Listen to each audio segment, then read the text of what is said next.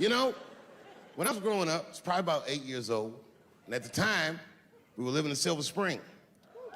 Yeah. Yes. Common misconception about me in D.C., a lot of people think I'm from the hood. That's not true. But I never bothered to correct anybody because I wanted the streets to embrace me. As a matter of fact, I kept it up as a ruse. Like sometimes I'll hang out with rappers like Nas and them, and these motherfuckers will start talking about the projects. Yo, it was wild in the PJs, yo. And I'll be like, word, nigga, word. But I don't know. I have no idea. My parents did just well enough so that I could grow up poor around white people.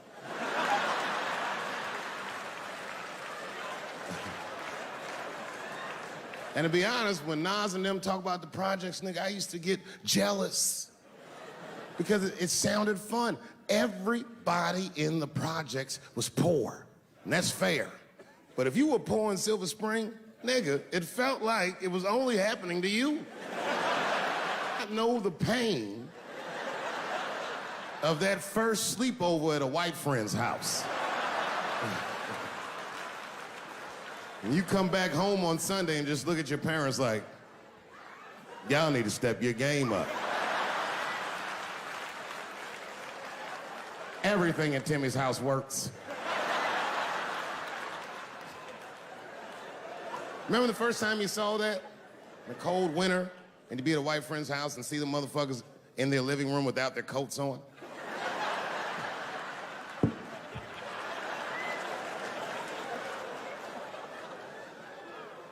Timmy was one of my first white friends, like, in my life, man. He was a good dude, too. He moved to Silver Spring from Utah, of all places.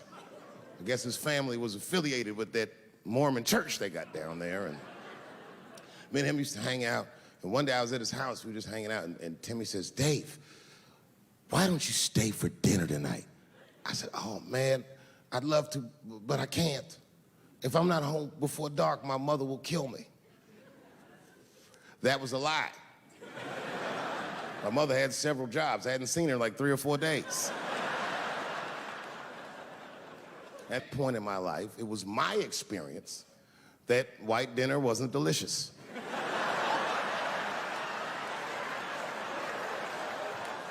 I'd rather go home and fry some bologna or some shit like that.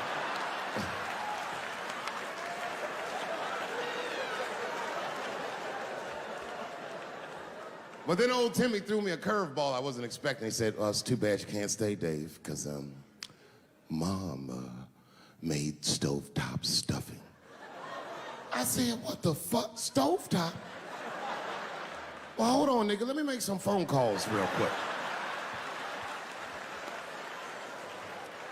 I had seen that commercial so many times, I had dreamt of getting my hands on some of that stovetop stuffing.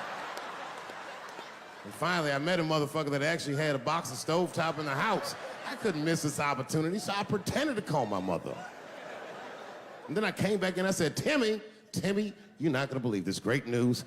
Mom said I can stay. And he said, fantastic. He said, why don't you come with me and we'll help set the table and then we can say the blessing. I had no interest in setting this motherfucker's table or saying these crazy ass Mormon prayers. I just wanted that goddamn stuffing. My hands first. My plan was simple. Wash my hands slowly, and by the time I'm done, the table will be set, the blessing will be said, and all that there will be left to do is eat.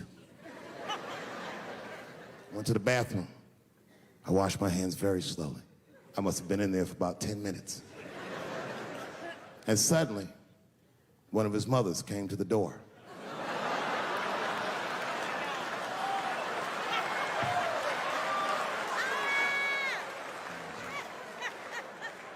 She was like, hi, David, right? I said, yes, ma'am.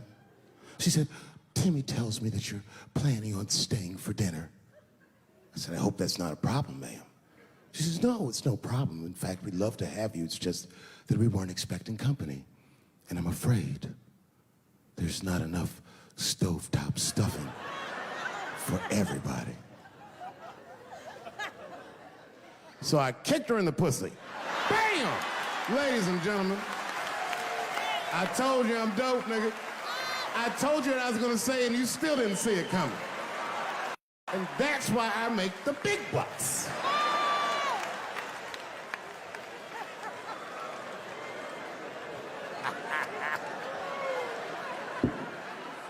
Oh my God. But there's a more important reason that I would stop doing comedy right now. And this reason is the real reason that's been percolating, and it really is the crowd, not you. I'm talking about the crowd on the big stage. It's too hard to entertain a country whose ears are so brittle. Motherfuckers are so sensitive, the whole country is turned into bitch-ass niggas.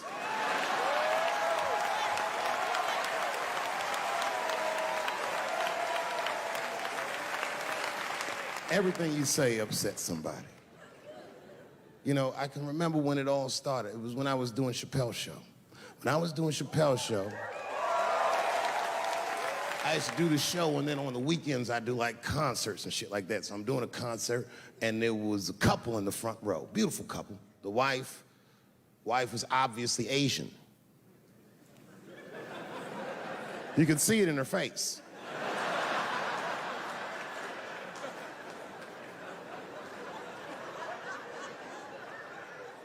The husband, this motherfucker was mysterious, to say the least. Couldn't quite pinpoint where he was from. Caramel-colored fella, very nice hair, but he could have been from anywhere. Bangladesh, Mexico. I can't guess with a nigga like this.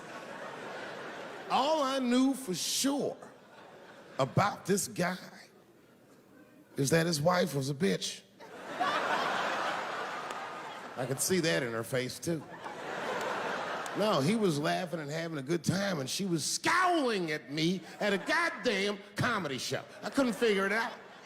And then I realized at some point that she was pregnant, and I was smoking on stage. I said, oh my God, that's probably why she's mad. So I started to put my cigarette out, but then she hit me with one of them fake non-smoker calls.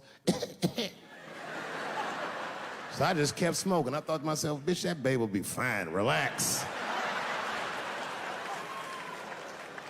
And I tried to break the tension. I just asked her. That's all I said. I go, hey, where are you guys from anyway? And I could tell that she was on to me. She goes, very condescendingly, she says, I'm from California.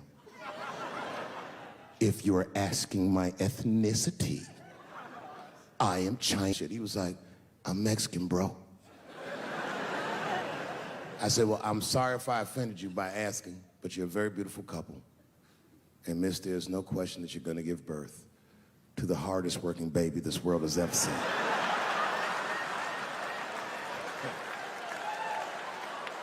That's not a bad joke.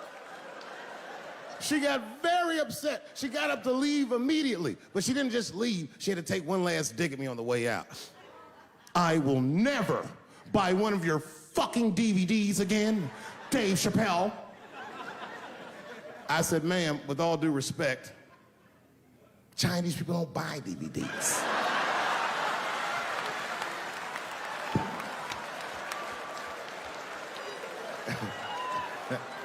And the crowd went crazy. We were all laughing, having a good time. I didn't even think anything of it. And then just 3 days later, this lady sends a fucking letter to my promoter telling him not to book me for shows anymore because I was, quote, racist, and I'm quoting her, insensitive to the nature of my interracial marriage. I was like, word, bitch, I was.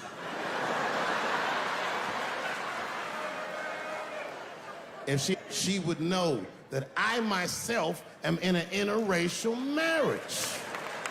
That's right.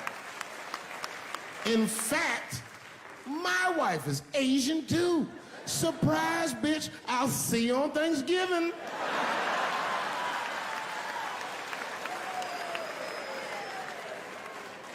But my wife's not Chinese. She's Filipino.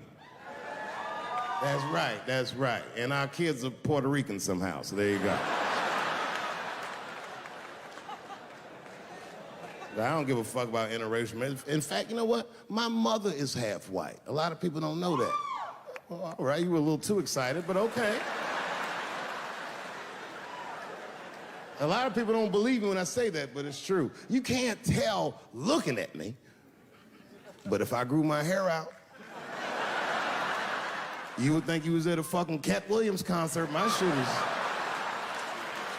shit is beautiful.